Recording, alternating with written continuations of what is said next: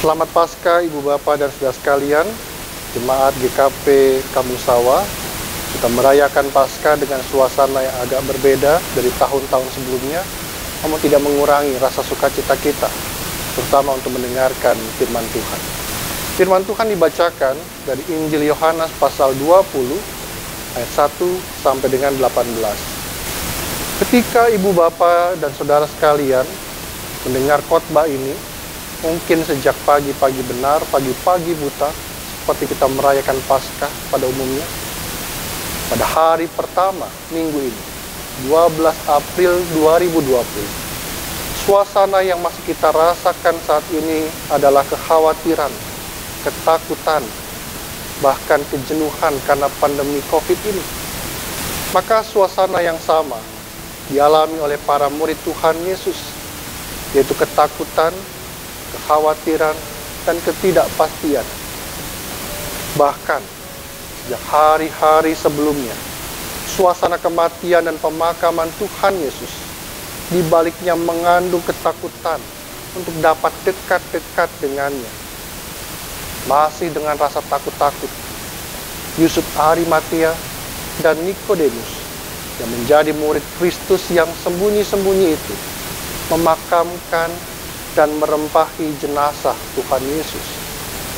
Demikian pula, saya tidak sampai hati membayangkan keluarga-keluarga yang salah satu anggota keluarganya meninggal karena COVID ini, sehingga tata cara pemakamannya harus mengikuti prosedur medis, dan keluarga-keluarga yang melayat di makam harus sesedikit mungkin, dan pelayanan gerejawi harus dilakukan dengan cara yang tidak biasa. Suatu suasana pemakaman dan perkabungan yang tak terperikan dan mengiris hati. Dan di hari pertama minggu ini, kita pun masih dibayang-bayangi ketakutan dan kengerian yang sama. Ada banyak perasaan duka sekaligus gamang dan bimbang karena ancaman penyebaran COVID-19 ini yang belum ada solusi yang terbaik. Semuanya masih rentan tertular dan menularkan. Peristiwa 2000 tahun yang lalu, pada hari pertama minggu itu, Maria Magdalena, Simon Petrus, dan salah seorang murid Kristus lainnya masih diselimuti rasa duka cita yang mendalam karena kematian Tuhan Yesus. Mereka masih harus merasakan tambahan rasa gamang dan bimbang karena mereka tahu bahwa batu telah diambil dari kubur. Apa artinya? Batu penutup makam telah terbuka. Itu berarti jenazah Tuhan Yesus tidak ada pada tempatnya. Tidak ada yang pasti di mana jenazah Tuhan Yesus. Ibu bapak dan saudara sekalian, berita Paskah memang pasti terjadi pada hari yang ketiga dari kematiannya. Itu tepat pada hari pertama minggu yang baru. Karena Allah Bapa menjanjikan pada hari yang ketiga Kristus bangkit, dan itu sudah genap adanya. Akan tetapi sebelum berita Paskah itu dirayakan, bagi para murid masih ada masa jeda. Berita Paskah masih harus ditunda, masih harus dicerna, masih harus berproses dalam pengalaman dan refleksi.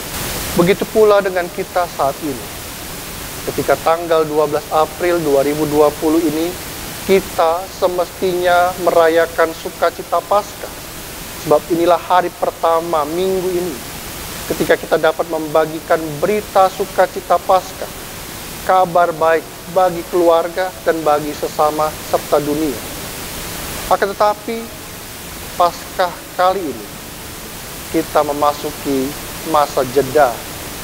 Bahkan kita mesti menunda perayaan bersama di gereja. Kita semua, termasuk gereja-gereja di dunia, masih harus berusaha mencerna pengalaman yang tidak biasa dan sulit ini, serta merefleksikannya. Sama seperti ungkapan pada ayat yang 9. Karena selama ini kita belum mengerti. Lalu bagaimana supaya kita dapat mengerti masa jeda Paskah ini? Maka kita perlu melihat dengan terang benderang. Setidaknya kita perlu melewati 3 tahapan proses hidup manusia ketika beriman kepada Tuhan, yaitu pertama kita belajar tahapan hidup melalui salah seorang murid yang dikasihi Tuhan.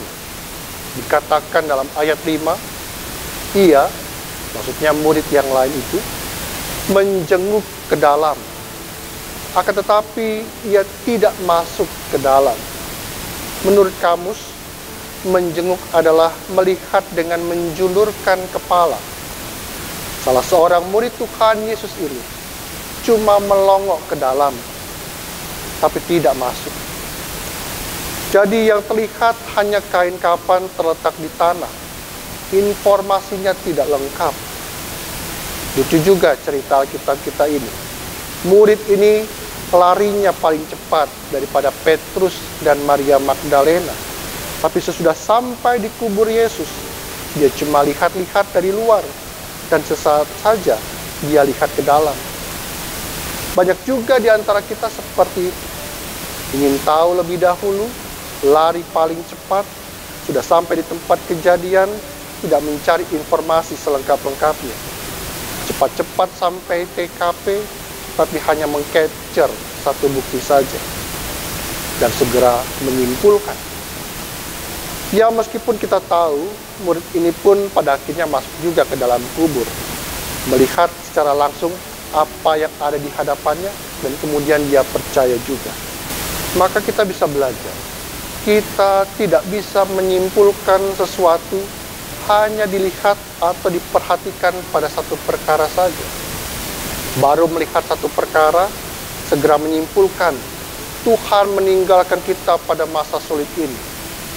Baru melihat satu perkara, segera menyimpulkan, kok Tuhan begini sih?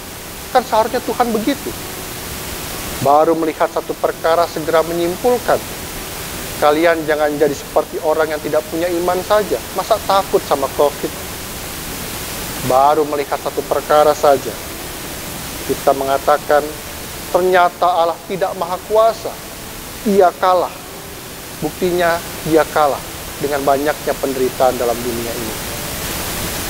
Kedua, kita belajar tahapan hidup melalui salah seorang murid Tuhan bernama Simon Petrus. Dikatakan dalam ayat 6, Simon Petrus masuk ke dalam kubur itu. Ia melihat. Apa yang berbeda dari murid sebelumnya? Petrus berani masuk ke dalam kubur. Ia melihat-lihat apa yang terjadi di dalam kubur. Dan Petrus mencari-cari bukti yang terlihat, sehingga ia dapat menemukan informasi lebih lengkap daripada murid sebelumnya. Sehingga ia dapat menemukan pernyataan kain kapan terletak di tanah, kain peluh tidak lagi ada di kepala Yesus, bahkan sudah menjauh dari tempat semulanya, dan bahkan kain peluh itu sudah digulung. Informasi dan bukti-buktinya lebih lengkap, tapi tidaklah cukup untuk menyimpulkan dan memahaminya. Petrus memang lebih teliti, tetapi yang dia teliti hanya sejauh apa yang kelihatan, dan memang hanya apa yang ingin dia lihat saja.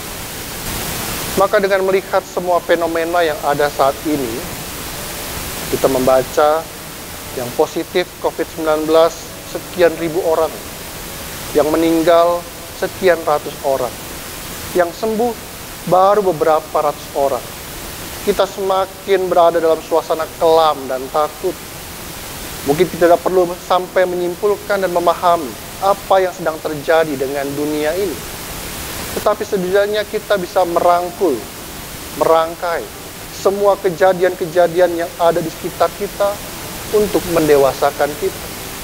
Semua peristiwa dan semua perkara dalam hidup manusia seperti jalinan yang saling melengkapi gambaran hidup kita secara utuh tentang dunia yang Tuhan ciptakan ini. Maka kita perlu bijaksana dalam hidup, mampu melihat apa yang baik dan yang berkenan kepada Tuhan, sesama, dan alam ciptaan. Ketiga, kita belajar tahapan hidup dari seorang murid perempuan Tuhan bernama Maria Magdalena dalam bacaan kita tadi. Dikatakan di ayat 11, Maria berdiri dekat kubur itu, dan sambil menangis, ia menjenguk ke dalam kubur itu. Yang dilakukannya sama persis dengan murid yang pertama tadi. hanya menangis di luar kubur Yesus dan sesaat saja melongo ke dalam dan terus menangis lagi. Yang dilihatnya hanya untuk dirasa, bukan untuk dimengerti. Tetapi dia berproses terus dalam masa jeda. Dan kemudian di ayat 14 mengatakan, ia menoleh ke belakang dan melihat Yesus berdiri di situ, tetapi ia tidak tahu. Menurut kamus, menoleh adalah melihat dengan memalingkan muka. Bahwa apa yang terjadi di belakang atau keberadaan orang lain di belakang bukanlah pusat perhatiannya. Ia hanya menoleh lalu melihat sekelibat saja. Pantaslah Maria tidak mengenali wajah Kristus. Baginya perasaan sedihnya membuat Maria hanya memfokuskan pandangannya terhadap apa yang ada di hadapannya. Yang ada di hadapannya, jenazah Yesus tidak ada. Hilangkah, dicurikah? Keberadaan di sekitarnya menjadi tidak penting. Yang penting baginya adalah perasaannya dan apa yang dilihat di depannya. Tetapi dia terus melanjutkan tahapan hidup dalam masa jeda. Hingga di ayat yang ke-16 dikatakan, Maria berpaling dan berkata kepadanya, Rabuni. Panggilan Tuhan akhirnya membuat Maria benar-benar berpaling. Menurut kamus, berpaling artinya beralih atau bertukar perhatiannya. Maria tidak hanya menggerakkan badannya, tapi perhatiannya juga dialihkan kepada Tuhan. Ketika Maria mengatakan, aku telah melihat Tuhan, itulah pengalaman sesungguhnya tentang iman Paskah. Paskah bukan berita yang hanya dilihat dari kejauhan, dilihat dengan cuma menjulurkan kepala, dilihat dengan memalingkan muka, melainkan berpaling, bertukar, mengalihkan perhatian, berpusat pada perhatian dari apa yang mau kita lihat di depan kita, yaitu Tuhan yang bangkit itu. Melihat Tuhan adalah dengan mendalami, menghayati, dan memiliki pengalaman bersama-sama dengan Tuhan. Ibu Bapa dan saudara sekalian, Maria Magdalena dan kaum perempuan lainnya, serta para murid adalah saksi dari peristiwa kebangkitan Kristus. Mereka bukanlah orang-orang yang sempurna sebagai murid-murid Tuhan. Mereka mendewasakan diri dan imannya melalui masa jeda sampai mereka mengerti dan memahami kebangkitan Kristus. Maka kita pun demikian. Masa jeda saat ini, masa jeda di dalam Paskah 2020 ini, kiranya mendewasakan kita dan iman kita untuk semakin bergantung penuh pada rahmat Tuhan yang telah membangkitkan Kristus dan yang sekaligus memulihkan kita melewati masa kelam dan duka sambil melihat jauh ke depan di mana terletak janji penyertaan Tuhan dan rahmat-Nya itu untuk memulihkan dan menyembuhkan kita semua dan dunia ini.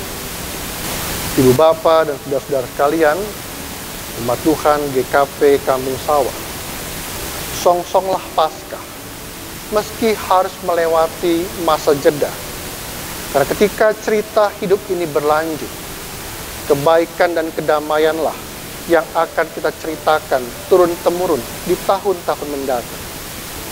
Selamat Paskah, Yesus telah bangkit, Tuhan kita hidup. Maka ada pertolongan dari Tuhan. Haleluya. Amin.